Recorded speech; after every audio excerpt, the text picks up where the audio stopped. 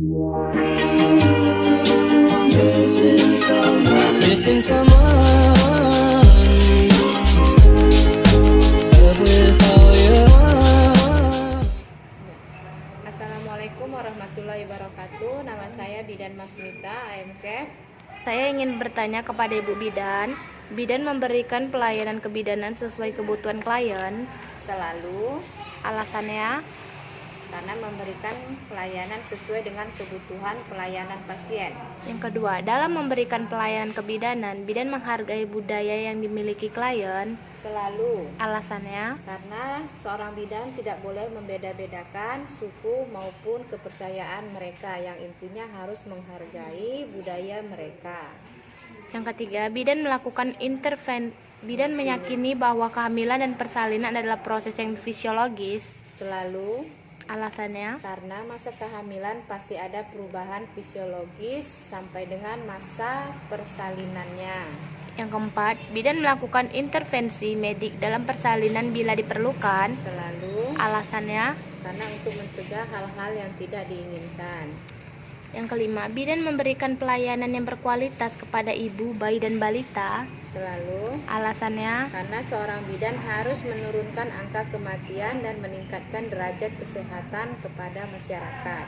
keenam, Bidan memberikan asuhan kepada remaja dan persiapan pranikah. Selalu Alasannya, karena pada masa remaja disitulah masa-masa prosesan pembentukan alat-alat reproduksi yang harus dioptimalkan, yang harus dipersiapkan sebelum masa pranikah. yang ketujuh, Bidan melaksanakan upaya preventif dan promotif terhadap masalah kesehatan ibu dan anak. Selalu Alasannya, karena mencegah lebih baik daripada mengobati. yang ke-8, Bidan melaksanakan asuhan yang komprehensif terhadap perempuan. Selalu Alasannya, karena perempuan adalah generasi penerus bangsa untuk kedepannya. yang ke-9, Bidan memberikan asuhan yang berkelanjutan terhadap klien. Selalu Alasannya, apabila pasien membutuhkannya kembali. yang 10, Bidan melaksanakan pemberdayaan terhadap ibu dan keluarga dalam setiap pemberian asuhan. Selalu Alasannya, karena memberikan pengetahuan kepada ibu dan keluarga lebih baik untuk meningkatkan derajat kesehatan. dalam melaksanakan pelayanan Bidan, melaksanakan kemitraan dengan masyarakat dan instansi terkait. Selalu Alasannya, karena adanya kerjasama itu lebih baik. Bidan melakukan kerjasama dengan tenaga kesehatan lainnya. Selalu Alasannya, sama seperti di atas, bekerja sama itu lebih baik. Bidan senantiasa mengembangkan profesinya. Selalu Alasannya, karena masyarakat masih banyak yang memerlukan tenaga kesehatan yang berprofesional. dan di sini kami juga ada pertanyaan tambahan buat Ibu. Ibu boleh cerita kepada kami mengenai pengalaman Ibu Bidan sebagai bidan profesional saat menghadapi kepanikan keluarga pasien yang baru pertama kali mengantarnya pasien melahirkan.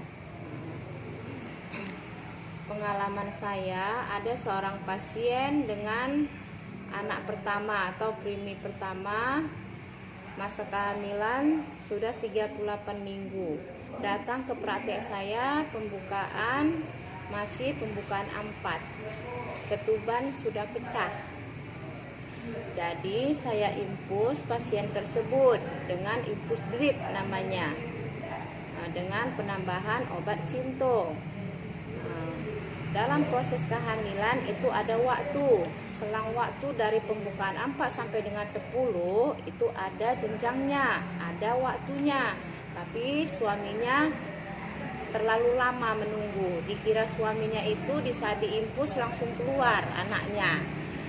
Jadi seorang bidan itu harus menjelaskan bagaimana proses persalinan dari awal hingga akhir nanti.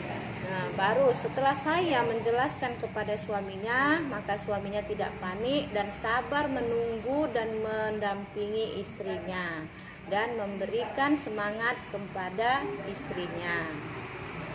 Yang kedua, saya ingin bertanya, Ibu, kasus-kasus yang seperti apa, Bu, yang pernah Ibu konsultasikan kepada tenaga kesehatan yang lain? Konsultasi. yang pernah saya tangani di saat pernah saya menolong pasien itu yang bayinya kembar. Bayi kembar saya tangani setelah lahir bayi satu, namanya juga saya sendiri yang menolong, saya juga deg-degan juga untuk menolong pasien tersebut. Tapi saya menenangkan hati saya tidak boleh menunjukkan kepanikan saya di depan pasien. Kenapa saya panik? Karena bayi yang satu sudah lahir, selang waktu, tidak langsung bayi yang kedua lahir. Yang saya panikkan, apakah urinya tersebut 2 atau 1? Nah, itu yang saya curigakan kepada pasien yang saya tangani. Dengan saya berlahan-lahan menolong pasien dengan kesabaran saya raba, saya lihat, saya teliti, ternyata uri 1 dan talinya ada 2. Jadi bayi harus ditolong lagi, bayi yang kedua harus kita tolong dulu, baru plasentanya baru kita lahirkan, sama seperti bayi tunggal. Jadi kalau adik-adik mendapati pasien kembar tidak usah panik dan tidak boleh menunjukkan kepanikan kepada keluarga pasien. Harus santai, semua itu pasti ada jalannya. Terus Bu, apakah peran bidan di era new normal ini dalam memberikan asuhan kebidanan masih sangat diperlukan? Jika iya, contohnya seperti apa Bu? Bu, apakah peran bidan di era normal, new normal ini dalam memberikan asuhan kebidanan masih sangat diperlukan?